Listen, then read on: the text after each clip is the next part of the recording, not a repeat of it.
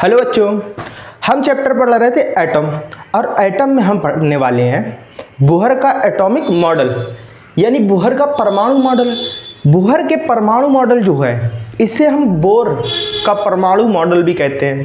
पहले तो ये समझो। और दूसरा, जो मॉडल हमारे रदरफोर्ड ने दिया था उस मॉडल में कुछ कमियां भी थी। उस कमी को दूर करते हुए ये मॉडल बोहर ने दिया, जिसका नाम बोहर मॉडल पड़ गया। अब जो ये बोहर मॉडल दिया गया था ये 1939 में दिया गया था। जो 1939 में मॉडल दिया उसमें क्या था, उसमें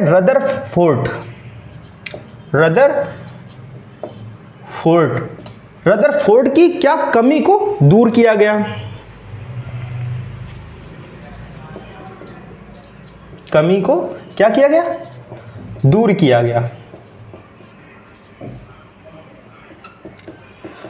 गया। और इन्होंने अपने मॉडल में बताया, पहला पॉइंट क्या दिया कि देखो हमारे जो ऑर्बिट होता है, ऑर्बिट कुछ इस तरह होता है जिसमें हमारे ऑर्बिट में इलेक्ट्रॉन चक्कर लगाते हैं, प्रोटॉन हमारे नाभिक में होता है। इसे नाभिक में प्रोटॉन और न्यूट्रॉन होते हैं। न्यूट्रॉन जिसे हम क्या कहते हैं, नाभिक। अब ये प्रोटॉन और इलेक्ट्रॉन के बीच में एक बॉन्ड बनता है। अब बॉन्ड बनने की वजह क्या है, ये ऑर्बिट्स होते हैं, ऑर्बिट्स जितना पास आते रहेंगे उतना प्रोटॉन और इलेक्ट्रॉन के बीच क्या बनता जाता है, अट्रैक्शन। ठीक है, जैसे मान लिया इसके ऊपर एक और ऑर्बिट है, इसमें भी इलेक्ट्रॉन है, इसमें भी इलेक्ट्रॉन घूम रहे हैं। और जितनी इलेक्ट्रॉन के पास एनर्जी होती है उसी प्रकार से इलेक्ट्रॉन को इन ऑर्बिट्स में बांटा जाता है। अब देखो, जैसे पहले ऑर्बिट में 2 इलेक्ट्रॉन्स होंगे, दूसरे में 8, तीसरे में 18, चौथे में 32 इलेक्ट्रॉन। अब जो ये इलेक्ट्रॉन है, इलेक्ट्रॉन की एनर्जी में भी डिफरेंस होगा, यानी इसकी एनर्जी इधर वाले जो दूसरे ऑर्बिट में है इलेक्ट्रॉन, इस वाले ऑर्बिट में उससे ज़्यादा होगी, और इसकी एनर्जी सबसे ज़्यादा होगी, पहले ऑर्बिट की एनर्जी सबसे ज़्यादा होगी। अब देखो, बोहर ने कहा जब इलेक्ट्रॉन अपने कक्षा में घूमते हैं तो वो एनर्जी को लूज नहीं करते हैं। और क्या कहा, इन इलेक्ट्रॉन को अपनी कक्षा में घूमने के लिए इनका कोणीय संवेग, यानी कोणीय संवेग क्या होता है, mvr, ये होता हमारा कोणीय संवेग। कोणीय संवेग h/2π, और इसके आगे हम n लगा देते हैं, h/2π का गुणज होता है, ये बोला। अब देखो लिखेंगे ऐसे कि अपनी कक्षा में घूमते हुए इलेक्ट्रॉन क्या, अपनी कक्षा में घूमते हुए इलेक्ट्रॉन को हम ऐसे भी लिख सकते हैं, ई के ऊपर माइनस, इलेक्ट्रॉन का कोणीय संवेग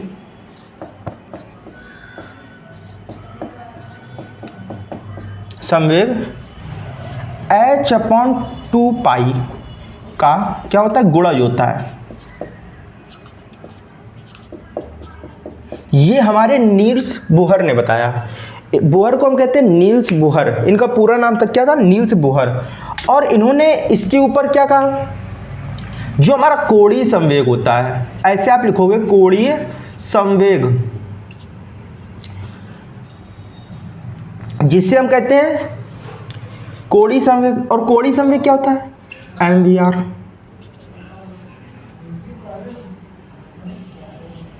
mvr हमारा कोणीय संवेग होता है। अब देखो mvr तो लिख दिया, इसके बाद प्रॉब्लम क्या हुई, ये तो कोणीय संवेग, गुणज की बात कर दी, h/2π का गुणज होता है। इसके बाद क्या लिखेंगे, mvr बराबर h/2π, और इसके गुणे में n भी लिख देते हैं। अब समझते हैं कि m क्या होता है, v क्या होता है और r क्या होता है, बाकी सब h क्या होता है। m जो होता है हमारा मास ऑफ इलेक्ट्रॉन होता है। मास ऑफ इलेक्ट्रॉन क्या, इलेक्ट्रॉन का द्रव्यमान, और इलेक्ट्रॉन का द्रव्यमान कितना होता है, 9.1 × 10⁻31 ये होता है। v velocity of electron, velocity of electron, r क्या होता है, जो ये प्रोटॉन है, प्रोटॉन से कितनी दूरी पर ये ऑर्बिट है उसकी दूरी होती है, यानी इसको कह सकते हो त्रिज्या या रेडियस। h क्या है, h हमारा होता है प्लांक कांस्टेंट। पाई की वैल्यू तो आपको पता होगा, पाई इक्वल्स होता है 22/7 या 3.14, ये होता है। बचा n, n का मतलब होता है कितना नंबर का ऑर्बिट है, यानी नंबर ऑफ ऑर्बिट। n की जगह हम क्या लिख सकते हैं, पहला ऑर्बिट है तो n की जगह हम 1 रखेंगे, दूसरा ऑर्बिट है n की जगह 2 रख देंगे, तीसरा ऑर्बिट है यानी इसके नीचे वाला ऑर्बिट तो 3 रख देंगे, ऐसे रख सकते हैं। यानी नंबर ऑफ ऑर्बिट, यानी कितने नंबर का ऑर्बिट है जिसमें इलेक्ट्रॉन घूम रहा है वो। तो ये हमारा फर्स्ट पॉइंट हो जाता है। अब सेकेंड पॉइंट की बात करते हैं, इसको हटा देते हैं। सेकेंड पॉइंट हमारा क्या होगा, सेकेंड पॉइंट मैंने अभी बताया था कि जो अपना इलेक्ट्रॉन होता है, इलेक्ट्रॉन के पास एक ऐसी एनर्जी होती है, कैसी एनर्जी होती है, एक ऐसी एनर्जी होती है जो अपने ऑर्बिट में घूमते हुए कभी अपनी एनर्जी को लूज नहीं करता है, यानी अपनी एनर्जी को कभी ये खत्म नहीं होने देगा, ये हमेशा अपने ऑर्बिट में घूमता रहेगा। जैसे अपना अर्थ क्या करता है, अर्थ सन के अराउंड, ये हमारा सन हो गया, ये हमारा सन हो गया। अब सन के अराउंड अर्थ क्या करता है भाई, दीर्घवृत्ताकार गति करता है, ये तो पता ही होगा, जिसे हम कहते हैं अंडाकार गति। अब इसमें क्या करता है भाई, ये हमेशा अपनी वेलोसिटी से घूमता रहता है, यानी चक्कर लगाता रहता है। और इसकी जो एनर्जी है, अर्थ की जो एनर्जी है वो कभी भी लूज नहीं होती। क्यों? क्योंकि भाई सेंट्रीफ्यूगल फोर्स इस पर काम करता है, सेंट्रीफ्यूगल फोर्स कार्य करता है, जिससे क्या होता है, ये अपने ऑर्बिट से बाहर तो जाना चाहता है। इलेक्ट्रॉन भी ऐसा होता है कि कहता है भाई मैं ऑर्बिट से बाहर जाना चाहता हूँ। अब बाहर ये क्यों नहीं जाता, क्योंकि भाई सेंट्रीफ्यूगल फोर्स कार्य कर रहा है। अगर सेंट्रीफ्यूगल फोर्स कार्य कर रहा है तो उसके लिए अगर हमें बाहर निकलना है तो हमें एस्केप वेलोसिटी का यूज़ करना होगा, यानी जितनी वेलोसिटी पे हम घूम रहे हैं उससे ज़्यादा वेलोसिटी हमें चाहिए। जैसे अपना मान लिया किसी रॉकेट को या किसी मान लिया चंद्रयान को या किसी और, ये मान लिया एक रॉकेट है। अब इस रॉकेट को हमें अर्थ के सरफेस से लॉन्च करना है और कहाँ पे भेजना है, मार्स पे। भाई मार्स पे तो ऐसे चला नहीं जाएगा, क्योंकि जो अर्थ है, अर्थ का भी क्या होता है, एक ऑर्बिट होता है। अर्थ एक अपने ऑर्बिट पे घूम रहा है। अब अपने ऑर्बिट पे जो अर्थ घूम रहा है, इससे पहले भी कुछ ग्रह हैं, इसके बाद भी कुछ ग्रह हैं।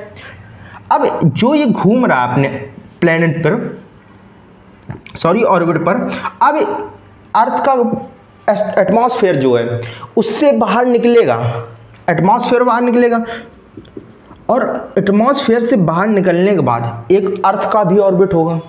अर्थ का, क्योंकि अर्थ भी एक प्रोटॉन की तरह कार्य करेगा। कोई इलेक्ट्रॉन, जैसे मून अर्थ के अराउंड चक्कर लगाता है। अब मून जो है, मून चक्कर लगाता है, मून इलेक्ट्रॉन की तरह व्यवहार करता है। क्यों? क्योंकि भाई वो एक ही ऑर्बिट में चक्कर लगाता रहता है। ऐसा नहीं कि वो आज इधर चक्कर लगा रहा है और कल आके इधर भाई हो जाए, परसों फिर दूर हो जाए, तो ऐसा नहीं है। ये हमेशा अपने ऑर्बिट पे चक्कर लगाता है। ऐसा ही इलेक्ट्रॉन होता है। कैसे? जो इलेक्ट्रॉन होता है, इलेक्ट्रॉन की एनर्जी कभी भी लूज नहीं होती है। उसे इतने टाइम में, मान लिया टी टाइम में कोई चक्कर पूरा करना है तो टी टाइम वो चक्कर पूरा करेगा। अगर बाई चांस कभी एनर्जी को ज़्यादा आ जाए, यानी इस एक इलेक्ट्रॉन के पास एनर्जी ज़्यादा हो जाए तो क्या होगा, उसकी बात करेंगे। उसका भी इन्होंने बताया बोहर्स ने। पहले ये समझते हैं जो हमारा दूसरा पॉइंट है। दूसरा पॉइंट क्या दिया था? इलेक्ट्रॉन अपने ऑर्बिट में घूमते हुए, यानी इलेक्ट्रॉन अपने कक्ष में घूमते हुए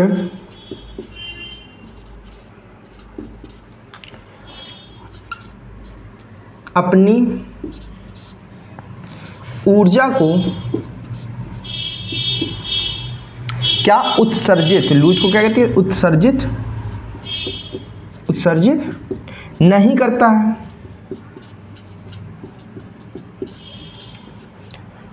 अब ऊर्जा को उत्सर्जित नहीं करता है, ये तो समझ लिया, यानी अपने ऑर्बिट में ही घूमता रहता है। जो तीसरा इनका लास्ट पॉइंट है, इन्होंने लास्ट पॉइंट में ये कहा था कि जब इसको ज़्यादा एनर्जी मिल जाती है, मान लिया जी बाहर कोई ऑर्बिट है इसके बाहर और इसमें इलेक्ट्रॉन है। अब इसमें इलेक्ट्रॉन है, इस इलेक्ट्रॉन को अगर हमने एनर्जी ज़्यादा दे दी, या आप ऐसे समझ सकते हो कि ये हमारा अर्थ है, अर्थ का ये ऑर्बिट है, ये ऑर्बिट है। अब इस अर्थ का ऑर्बिट है, ठीक है, ये अर्थ का ऑर्बिट है। अब इस अर्थ के ऑर्बिट पर हमारा कोई रॉकेट अर्थ के ऑर्बिट में घूम रहा है। अब अर्थ के ऑर्बिट में कोई रॉकेट घूम रहा है। इस रॉकेट को अर्थ के ऑर्बिट से बाहर निकालने के लिए भाई एनर्जी का यूज तो करना पड़ेगा, उसको ज़्यादा पावर देनी पड़ेगी, तभी अर्थ के ऑर्बिट से निकल पाएगा, वरना ये अर्थ के ऑर्बिट में घूमता रहेगा, चाहे इसके पास फ्यूल हो या ना हो। क्योंकि किसी ऑर्बिट में घूमने के लिए जो एनर्जी होती है, वो एनर्जी कौन देता है? वो एनर्जी भाई हमको अर्थ देगा। किसकी वजह से? अपने गुरुत्वाकर्षण की वजह से। और गुरुत्वाकर्षण से क्या लगता है? एक सेंट्रीफ्यूगल फोर्स लगता है। भाई सेंट्रीफ्यूगल जो फोर्स होता है वो अर्थ की ओर लगता है। और भाई ये रॉकेट कहाँ जाना चाहता है? वी वेलोसिटी से अपनी एक्सिस में घूम रहा है, एक्सिस में वी वेलोसिटी से घूम रहा है। तो इसको अगर बाहर निकालना है तो हमें एक्स्ट्रा एनर्जी देनी पड़ेगी। अब एनर्जी एक्स्ट्रा देंगे तो क्या होगा? ये बाहर निकल जाएगा। तो ऐसा इसके साथ होता है। कैसे? समझो। अब भाई ये बाहर निकल के कहाँ जाएगा? बाहर निकल के ये सन की ओर जाने की कोशिश करेगा, या अपने अर्थ से दूर, यानी पीछे साइड। अब ये कहाँ चला जाएगा? अगर एक्स्ट्रा एनर्जी दोगे आप तो ये आप एक ऑर्बिट को ऊपर जाएगा, यहाँ पे चला जाएगा, यहाँ पे इलेक्ट्रॉन भर जाएगा जाके, और ये जाएगा। ऐसा तो होगा नहीं कि सिर्फ वहीं बना रहे, क्योंकि अगर गया है दूसरे ऑर्बिट में, अपने घर से किसी और के घर में गए हो, मान लिया कानपुर में आप खड़े हो, कानपुर से आपको जाना है बॉम्बे। अब बॉम्बे में जाओगे तो एनर्जी हमारे लोगों के लिए एनर्जी कौन है भाई? मनी, पैसा। अब कहीं जाना है तो गए वहाँ पे, भाई पैसा खर्च करके गए, हमारे पास पैसा ख़त्म हो गया, यानी एनर्जी ख़त्म हो गई, हम वापस आ गए अपने ऑर्बिट में। तो ऐसा इसके साथ होता है, यानी ये एनर्जी को लेता है और लेने के बाद 10⁻⁸ सेकेंड तक दूसरे ऑर्बिट में जाता है। उसके बाद यानी इतनी देर इस ऑर्बिट में रुकता है, 10⁻⁸ सेकेंड, बहुत कम टाइम है। पलक झपकाओगे ये उससे भी ज़्यादा है, यानी उससे भी बहुत कम टाइम है, मतलब बहुत कम टाइम। ऐसे जाता है और जाकर हाल वापस अपने वहाँ पे ऑर्बिट में फिर घूमने लगता है, यानी बहुत ही कम टाइम तक ये एनर्जी लेकर दूसरे के पास जाता है, यानी दूसरे ऑर्बिट में जाता है। तो यहाँ लिखेंगे जब इलेक्ट्रॉन को ऊर्जा मिलती है, या आप लिख सकते हो इलेक्ट्रॉन ऊर्जा ग्रहण करता है या मिलती है, तो इलेक्ट्रॉन निम्न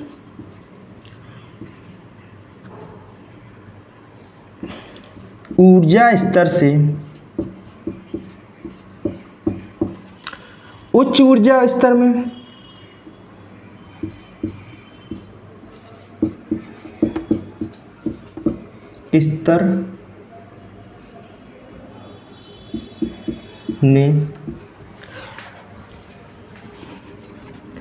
चला जाता है तथा वहां पर 10⁻⁸ सेकेंड तक रुकता है तथा पुनः अपने कक्ष में आ जाता है।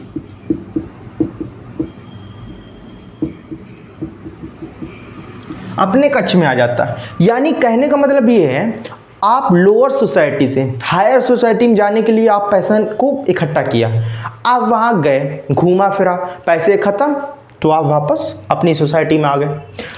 यही सेम चीज़ ऑर्बिट के साथ होती है। ऑर्बिट में देखो, इस पे रहने के लिए आपको बहुत ज़्यादा एनर्जी चाहिए, इस पे रहने के लिए और ज़्यादा एनर्जी चाहिए। जैसे जैसे आप पीछे जाते जाओगे एनर्जी आपको उतनी कम चाहिए। तो इसका फार्मूला क्या होता है, E equals delta E. Delta अगर कभी भी आ जाए, इसका मतलब क्या होता है, E का क्या लिख सकते हो, एच न्यू। एच क्या हमारा प्लांक कांस्टेंट है और न्यू आवृत्ति है।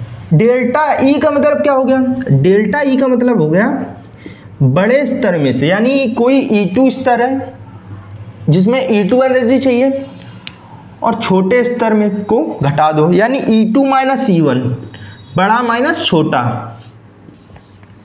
E बड़ा हो गया, बड़े में से छोटा घटाओगे तो आपकी जो आवृत्ति आ जाएगी, इसको कहते हैं आवृत्ति।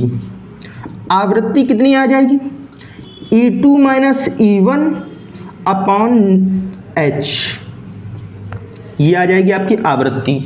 अगर आप इसको भी खोलना चाहो तो भी खोल सकते हो। कैसे, जैसे बोल दिया जाए कि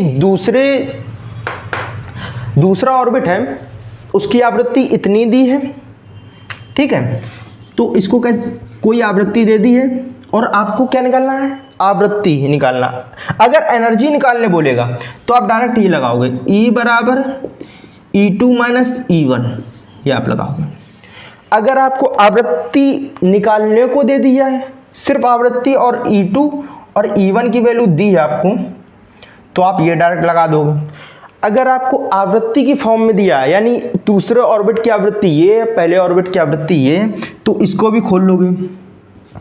तो h new 2 minus h new 1 by new, sorry h, अब h को कॉमन लोगे तो h कट जाएगा, तो न्यू बराबर न्यू 2 माइनस न्यू 1, ये आ जाएगा, यानी न्यू को हम डायरेक्ट भी निकाल सकते हैं।